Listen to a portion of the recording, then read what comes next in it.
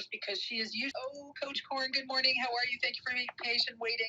Oh, good morning. Yep, and I'm going to go fast. So I'm kind of throwing in here the pillars of trust, and I think you can just Google pillars of trust, and you'll see several of them. And man, I think everybody's hit about every pillar on here. I'm just going to hit on a couple of them. Value of long-term relationships, and the two that were kind of be vulnerable and be transparent, which you all have talked about. So just quickly, I'll share my version of that, and we'll get everybody through. But talking about being authentic. I find that when I teach and train at conferences and stuff, and how I get people to tune in and listen and actually believe they can do stuff and trust me that I'm not just up there selling them some bill of goods, is I'm vulnerable.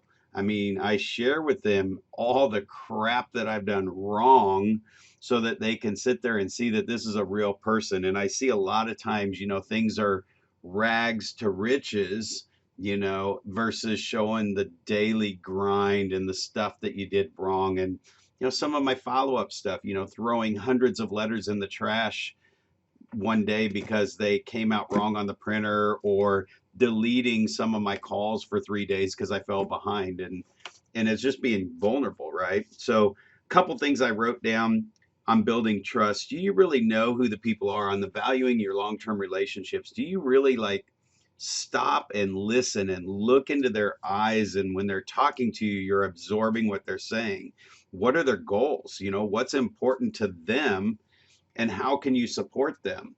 And I think one thing I've learned big time over the last probably 15 years, just, learning to be a better speaker, better listener, and encourage people to really do, exactly like climbing Mount Kilimanjaro. I mean, for real, like knowing that you can do it and knowing that you can do the daily follow up. I think it just comes to you paying attention to them. So the last thing I'll say is, trust takes time. And when you break that, man, you just got to own that it might take 10 times that time amount of time to gain it back. So that just leaves me with this last thing that I live by is, you have to give trust and respect if you want trust and respect. And I look at some of the people that I hate to say I don't know that I trust them or respect them. And what came first was no trust or respect from them. And that's how they earned that spot with me. So those are my quick shares for today.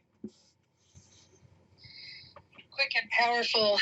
And yeah, you're right. It takes longer to restore that trust. And, one of the great things about restoring trust that you can do just right at the outset when you start to lose it is to start to talk about trust, right, with others, combined with new actions to secure that consistency and, create cooperation. And because even cooperation is built upon trust in some ways, combined with alignment and agreement, of course.